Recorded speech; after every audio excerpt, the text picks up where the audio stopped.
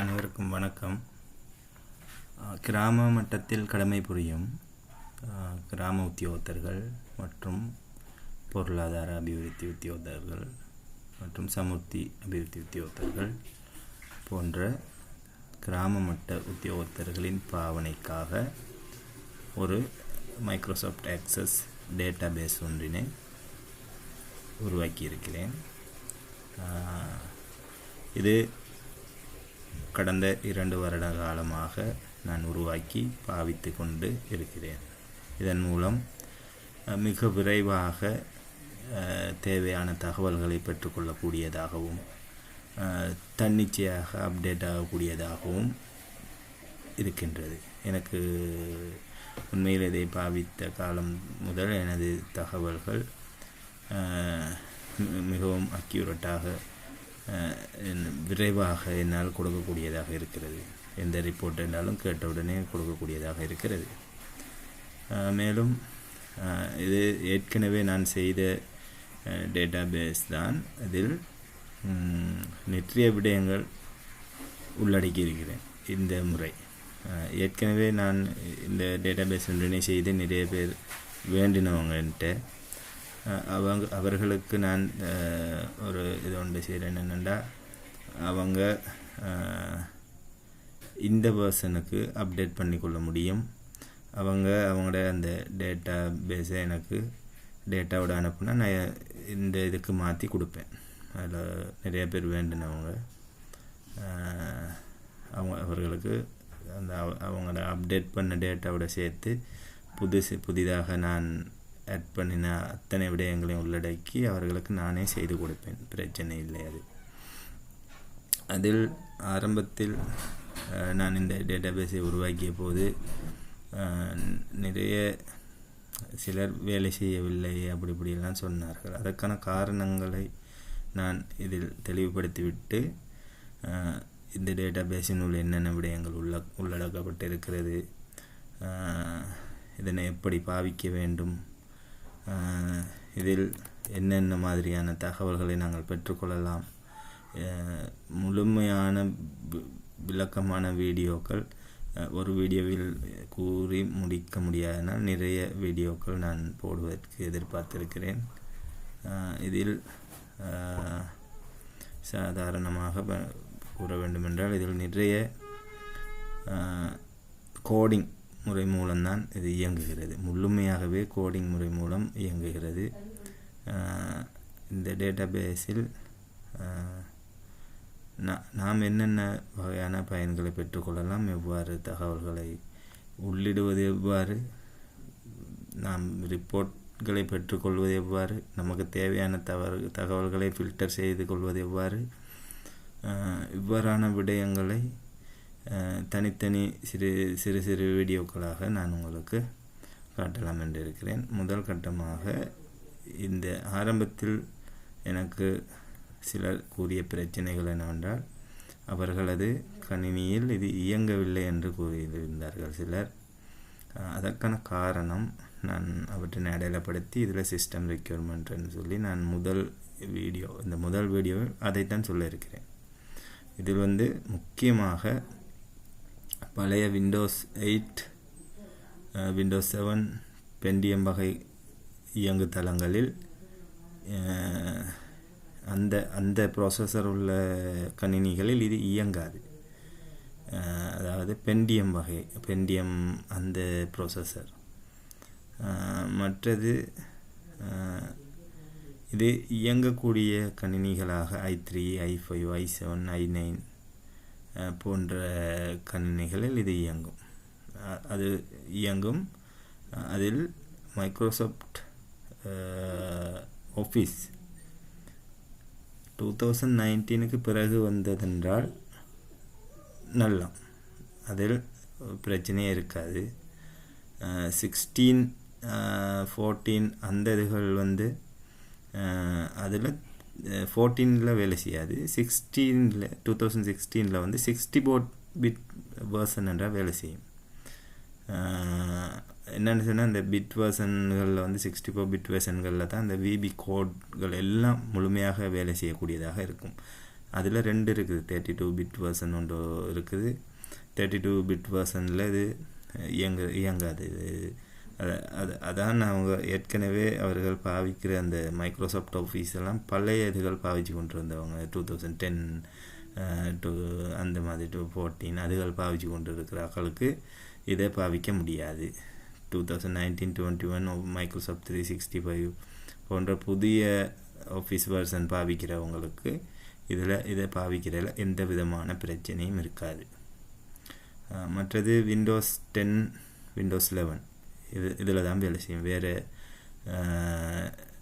இயங்குதளங்களில் அது இயங்காது. விண்டோஸ் 8 வேலை செய்யாது, விண்டோஸ் 7 வேலை செய்யாது, எக்ஸ்பியில் வேலை செய்யாது. அந்த புதிய வெர்ஷனாக இருக்கணும். என்னென்னா இது அப்டேட்ஸ் கூட இருக்குது. அதாவது முழுமையாக இது இயங்குகிற இதில் நான் வடிவமைத்திருக்கிற ஒவ்வொரு பட்டன்ஸ் எல்லாமே கோடிங்கில் தான் வேலை செய்யுது. இப்போ அந்த கோடிங்க்கு கட்டாயம் மைக்ரோசாஃப்ட் ஆஃபீஸ் வெர்ஷன் 64 பிட்டாக இருக்கணும். 2016, 19, 21 மைக்ரோசாஃப்ட் 365 இது கட்டாயம் வேலை செய்யும். ஒரு பிரச்சனையும் இல்லாமல் வேலை செய்யும். மற்றது உங்களுடைய ரேம் கொள்ளளவு 8 GB ரேமாக இருக்கணும். இப்போ நான் 4 GB தான் பாவிக்கிறேன். 4 GB பாவிக்கிறதால எண்டதுலேயே கொஞ்சம் பெரிய சாஃப்ட்வேர், அதால் இதில் கொஞ்சம் ஸ்லோவாக தான் வேலை செய்யும். ஆனால் 8 GB பாவிக்கிற ஆக்களுக்கு ஒரு சின்ன இஷ்யூவும் இருக்காது, ஃபுல்லாக நல்லா வேலை செய்யும், ஒரு பிரச்சனையும் இருக்காது. சிலர் வைரஸ் அது இதுன்னு சொன்னாங்க. ஆனால் இது சாதாரண மைக்ரோசாஃப்ட் ஆஃபீஸ் அதில் வர எக்ஸஸ்ன்ற ஒரு சாஃப்ட்வேர் தான். இந்த மைக்ரோசாஃப்ட் வேர்டோ, எக்ஸலோ, பவர் பாயிண்ட்டோ, மைக்ரோசாஃப்ட் எக்ஸஸோ, ப்ராஜெக்டோ ஏதோ ஒன்று இதுகள் இந்த மென்பொருள்கள் வைரஸ்கள் அல்ல. இதை நான் உங்களுக்கு தெளிவாக சொல்கிறேன். இது நீங்கள் எப்படி அந்த கணினி நான் சொன்ன மாதிரியான கணினிகளில் இது இயங்கும் நல்லாவே, ஒரு சின்ன பிரச்சனையும் இல்லாமல் இது வேலை செய்யும். இந்த முதலாவது வீடியோவில் நான் இதைத்தான் சொல்கிறேன். வேறு ஒன்றும் விளங்கப்படுத்துறதுக்கு இல்லை. மற்றதெல்லாம் உள்ளுக்குள்ளே போக தான் நாங்கள் அதில் என்னென்ன இருக்குது, எப்படி தகவல்களை உள்ளீடு செய்கிறது, அந்த ரிப்போர்ட்ஸ் எப்படி வரும், அதில் நிறையா இருக்குது. நிறையா டூல்ஸ் எல்லாம் சேர்த்துருக்குறேன். நாங்கள் உதாரணத்துக்கு நாங்கள் ஆண்ட்ராய்ட் ஃபோனில் வச்சுருக்கிற டேட் ஆஃப் பர்த், அந்த வயது கணிக்கிறது, கால்குலேட்டர், மற்றது இந்த ஏரியா கால்குலேட்டர், நில அளவுகள் பார்க்குறது, மற்றது என்ஐசி நம்பர் ஊடாக பிறந்த திகதி அந்த இதுகளை பார்க்குறது, எல்லாமே இதில் நான் உள்ளடக்கியிருக்கிறேன். எல்லாமே இதில் இருக்குது. உங்களுக்கு தேவையானது நீங்கள் வெளியில் போய் ஃபோனில் எல்லாம் தட்டி தேடுறதில்ல, இதிலே இருக்குது. இதிலே செஞ்சு கொள்ளலாம். அது முழுவதும் இயங்குது. விபிஏ கோட்ஸ் மூலமாக தான் அது இயங்குது. மற்றது அதில் இன்னும் இருக்குது. உங்களுக்கு நான் சும்மா மேலோட்டமாக இப்போதைக்கு சொல்கிறேன்.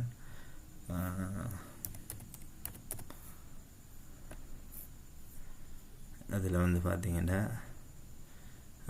பர்சனல் இன்ஃபர்மேஷன்னு சொல்லி ஒவ்வொருத்தர தகவல்களையும் நாங்கள் ஆட் பண்ணுறது. ஒரு ஆளுக்கு என்னென்ன தகவல்கள் அது அவ்வளவும் ஆட் பண்ணுறது எப்படி, இது அவ்வளவும் ஆட்டோமேட்டிக்காக நீங்கள் சும்மா ஆட்டோமேட்டிக்காக தானே டைப் ஆகாது. நீங்கள் முதல் தடவை உங்களுக்கு கொஞ்சம் கஷ்டமாக இருக்கும். என்னென்னு சொன்னால் இதில் தகவல்களை ஃபீட் பண்ணி எடுக்கிற நேரம் கஷ்டமாக இருக்கும். 1500 பேர் ஆக்கள் இருக்கிற ஒரு டிவிஷனில் நீங்கள் கட்டாயம் 1500 பேர் தகவல் நீங்கள் டைப் பண்ண தான் வேணும். அது தானாக டைப் ஆகாது. சிலர் அதால் தான் நிறைய இதுகள் சொன்னவங்க என்னென்னு சொன்னால் 1500 பேரை தனியாக டைப் பண்ணி கொண்டு போகணுமே அப்படின்னு சொல்லி. அது அந்த பிரச்சனைக்கு நம்ம என்ன செய்கிறதுன்னு தெரியாது. ஆனால் கொஞ்சம் மெனக்கட்டால் முழுவதையும் டைப் பண்ணலாம், ஒரு பிரச்சனையும் இல்லை. மற்றது நீங்கள் எக்ஸல் சீட்டில் வச்சுருந்தா, உங்களோட தகவல்கள் முழுவதும் எக்ஸல் சீட்டில் வச்சுருந்தா, நான் தர ஃபார்மேட்டுக்கு நீங்கள் அந்த தகவல்களை எனக்கு தந்தீங்கன்னா நானே அதை இதில் அடித்து தந்துடுவேன். ஒரு சின்ன விஷயம். மற்ற அப்படி இல்லைன்னா நீங்களே அதை இதில் ஃபீட் பண்ணலாம், ஒரு பிரச்சனையும் இல்லை. இதுவும் டேபிள்ஸ், குவரிஸ், ஃபார்ம்ஸ், ரிப்போர்ட்ஸ் இந்த இதில் தான் வேலை செய்யுது. அப்போ டேபிள்ஸ்ன்ட்டு வர நேரம் உங்களுக்கு ஒரு கஷ்டமும் இல்லை. அதில் பார்த்தீங்கன்னு சொன்னால் டேபிள்ஸில் கிட்டத்தட்ட நான் இதில் ஒரு 50-60 டேபிள்ஸ் இருக்குது. அதாவது 60 வகையான தகவல்களை நாங்கள் இதில் ஆட் பண்ணியிருக்கிறோம். சரியா? இப்போ இந்த 60 வகையான தகவல்களும் கிட்டத்தட்ட 150 குவரிஸ் இருக்குது. 150 வகையான நமக்கு தகவல்களை பிரித்து வருது. இப்போ உதாரணத்துக்கு ஒரு பேசிக் டீட்டெயில், ஒரு ஆள்ற பேசிக் டீட்டெயில் அடிச்சுட்டு போகிற நேரமே அவங்க விதவையா அப்படியா அவங்க ஸ்கூல் ஸ்டூடெண்ட்ஸா அதெல்லாம் தனித்தனியாக பிரிஞ்சு அந்தந்த டேபிளுக்கு போகிற மாதிரி தான் இதெல்லாம் செஞ்சுருக்கிறேன். அதில் இதை பாவிக்கிறதுக்கு மிக இலகுவாக தான் இருக்கும். மற்றது இதில் பார்த்திங்கன்னா இதில் அதே மாதிரி அந்த தகவல்களை ஒரு ஆள்ற தகவல்களை எடிட் பண்ணுறது, டிவிஷன் டேட்டாஸ் இது பண்ணுறது,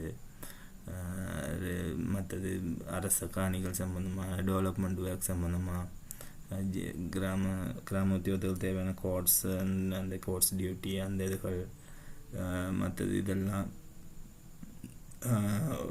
இதெல்லாம் இந்த டூல்ஸ் நான் சொன்ன NSC decoder, age calculator, calendar calculator, இது சர்க்குலர்ஸ், டைரி நோட்ஸும் வச்சுக்கொள்ளலாம். ஆஃபீஸர் இது நமக்கு மீட்டிங்கில் சொல்கிற வேலைகளை ரிமைண்டர் போட்டு வச்சுக்கொள்கிறது, மற்ற யூனிட் கன்வெர்ட்டர் இது எல்லாமே இருக்குது. டேட்டாஸ் நாங்கள் அவுட்புட் எடுக்கிற நேரம் பார்த்திங்கன்னா சகல விதமான இதுகளையும் நாங்கள் இப்போ டிவிஷன் மேப் நமக்கு தேவைண்டா அதை கொடுத்தீங்கன்னா உங்களுக்கு டிவிஷன் மேப் பிரிண்ட் எடுக்கிற மாதிரி இதில் வரும், ஒரு பிரச்சனையும் இல்லாமல் வரும். சரியா? அதே மாதிரி நான் சில இதுகளை நான் பிரித்து வச்சுருக்கிறேன். சில டேட்டாஸ் எடுக்கிறது இது நான் எனக்கு தேவையான பேசிக் டீட்டெயில்ஸ் டேட்டாஸை எப்படி எடுக்கிறது அதுகளை நான் கொஞ்சம் எடுத்து வச்சுருக்கிறேன். சரியா? இது மாதிரி நிறைய இருக்குது. நிறைய உங்களுக்கு தேவையான அவ்வளோ தகவல்களையும் எடுக்கக்கூடியதாக தான் இது இருக்கும். சரியா? பென்ஷன்ஸுன்ட்டு பார்த்தீங்கன்னு சொன்னால் இதில் disable persons, elders, PMA, government pension, Samurdhi list, ராஸ்வஸ்மே இது எல்லாமே சேர்த்துருக்கு. ஒரு பிரச்சனையும் இல்லை. ஒருக்கா இதை பாவிச்சாதான் இதில் சரியான முறையில் தகவல்களை அப்டேட் பண்ணணும். அது சரியாக அப்டேட் பண்ணினா நமக்கு அக்யூரேட்டான தகவல் நமக்கு கிடைக்கும். அதை நம்ம ரிப்போர்ட் பண்ணுறதுக்கு மிக இலகுவாக இருக்கும், ஒரு பிரச்சனையும் இல்லாமல். அடுத்த நான் வீடியோவில் இதில் என்னென்ன உள்ளுக்கு என்னென்ன இருக்குது, ஃபஸ்ட்டிலேருந்து எப்படி தகவல்களை ஆட் பண்ணுறது, அந்த மாதிரியான எல்லா விடயங்களையும் நாங்கள் அடுத்த வீடியோவில் நான் உங்களுக்கு சொல்கிறேன்.